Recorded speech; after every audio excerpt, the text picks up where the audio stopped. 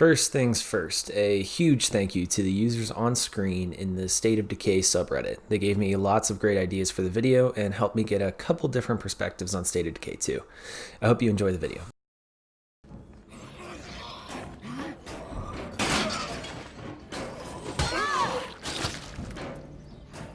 State of Decay 2 is a great game, and after spending a lot of my time recently going through it, as well as looking at other people's opinions of the game, I truly believe that it is being overlooked in a few key aspects.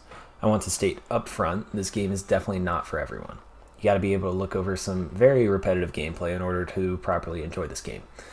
But that repetitive gameplay is still incredibly satisfying due to some factors we'll go over later. But I digress. I think State of Decay 2 has a lot more going for it than at first glance. Another thing I would like for you to keep in mind is how much the game has changed over the 2 years since it has been released.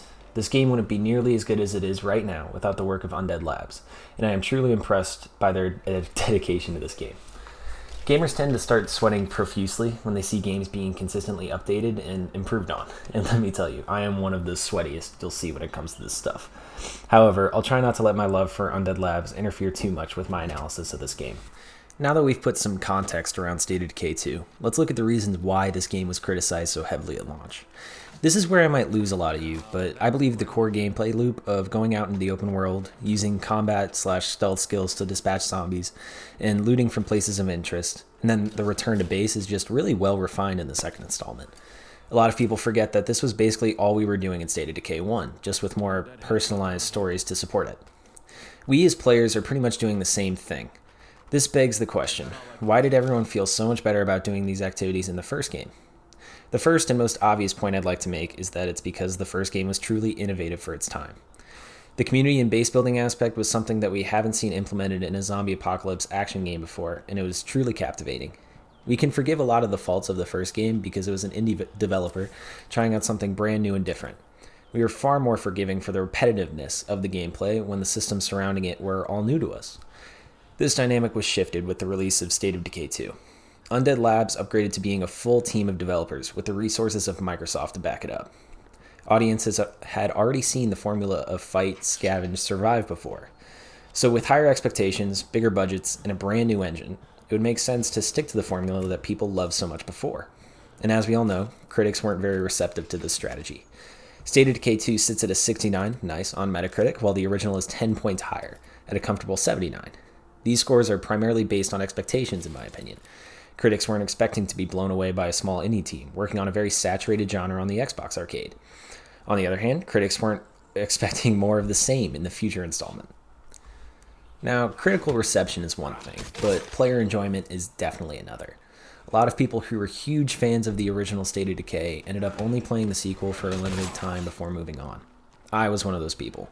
I pre-ordered the Ultimate Edition because I was so excited for this game to come out, only to be met with a meh when playing it for the first time. This bothered me because if I love the original so much, then why wouldn't I love the sequel just as much, if not more, due to the improvements in almost every aspect? It wasn't the lack of difficulty or the bugs and glitches or even the lack of a listing on Steam. That's right, I used the god-awful Windows Store to play.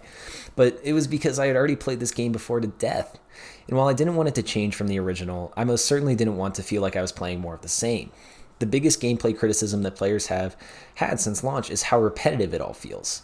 When a game feels repetitive, as well as a general feeling like you've been there, done that, that leads to the B word. That's right, boredom.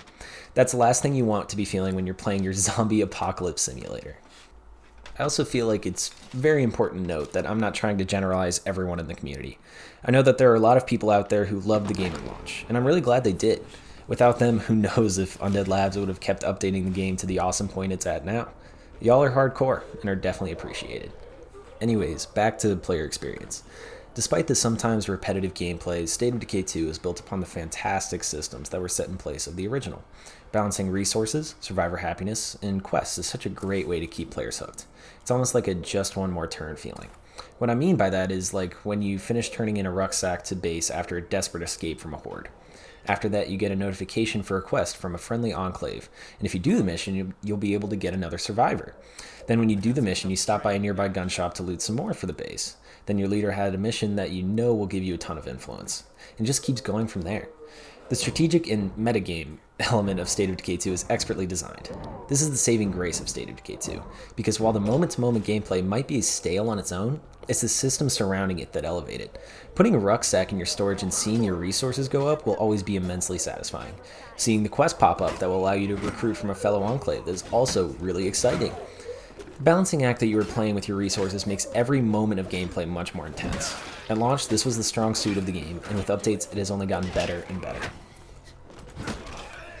This is also not to mention that Undead Labs has also changed up the moment-to-moment gameplay of killing Zeds, adding the bounty system to give you incentives to vary up your combat playstyle, adding more types of weapons to experiment with. Honorable mention definitely goes to the refinements of the movement system. Your survivor definitely feels more agile. And the big one, multiple difficulty options so that each playthrough can be different. The dreaded nightmare zones change up the game so much that it's honestly baffling. You go from third-person Dead Island on normal difficulty all the way up to fighting the superhuman overlord zombies on nightmare difficulty. And if you haven't seen that movie, I highly recommend it. It's real fucked up though. The game can be any zombie fantasy you want it to be, with the Dread Zone being a great middle ground, and my personal favorite. Undead Labs is doing the whole live service model in truly one of the best ways we've seen in gaming. Sure, the expansions were overpriced for the content they offered, but they ended up integrating them all into the Juggernaut Edition, as well as a wealth of free content. If you go through the patch notes, they've released an update about every 2 months, each patch directly addressing player concerns with the experience. The game is far less buggy now, you can respec survivor skills, the game is available on Steam, and much more. It's so awesome to see this game, which was cast aside by many at launch, consistently improve despite the rough start. The consistent improvement is definitely a reason why I enjoy my time in State of Decay 2 much more now than I used to, but there's also an external reason. Returning to the game in 2020, I feel like I enjoy it as much as I do now because I got time away from the formula. I got to fully cleanse myself of the State of Decay experience, and when I returned, I was able to fully immerse myself into these systems all over again. Where before it felt like more of the same, now it feels like a breath of fresh air. There hasn't really been anything like State of Decay since its launch. Sure, there's been games that do its individual parts better, but none combine those systems in such a high-quality way. Like I've said before, the biggest complaint from the community is the repetitiveness of the gameplay, but if you go into it on a harder difficulty with a clean palette, I guarantee you that it's an experience that is highly engaging and entertaining. So that's why I encourage you to come back to State of Decay 2. Coming off the back of the original, it was easy to feel like more of the same, but without the expectations of the previous installment to hold it down, State of Decay 2 feels like hanging out with an old friend. It's a blast in 2020, and for it being so cheap on Game Pass, it's really hard not to at least give it a try. Lastly, I want to talk a little about the future of the State of Decay franchise. State of Decay 3 is already confirmed, and based on how Undead Labs listened to community feedback, I'm sure we're going to see a lot of things that the community has already been asking for. After asking the State of Decay subreddit, the idea of procedurally generated maps was one that seems to be the most recommended. This would be huge for State of Decay, because it would add so much replayability.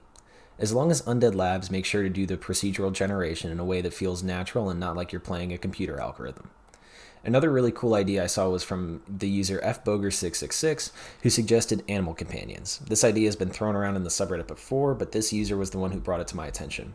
That goes for the other users mentioned in a second, but anyways, buddying up with dogs and riding on horses would be a great addition to the game, and add another emotional attachment in addition to your survivors. Another great idea I saw was in the addition of seasons and weather effects from user Blackstaff. Crops taking a hit in the winter, rainstorms and lightning distracting the zombies, but also risking your survivors getting sick if they stay out too long.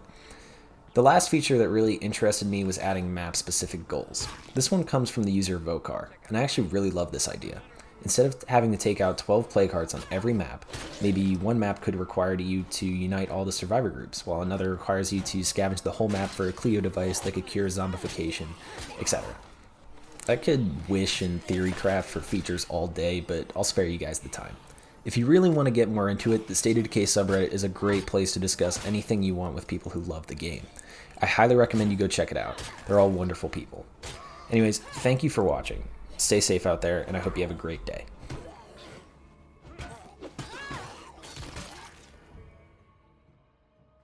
The creepers are gone.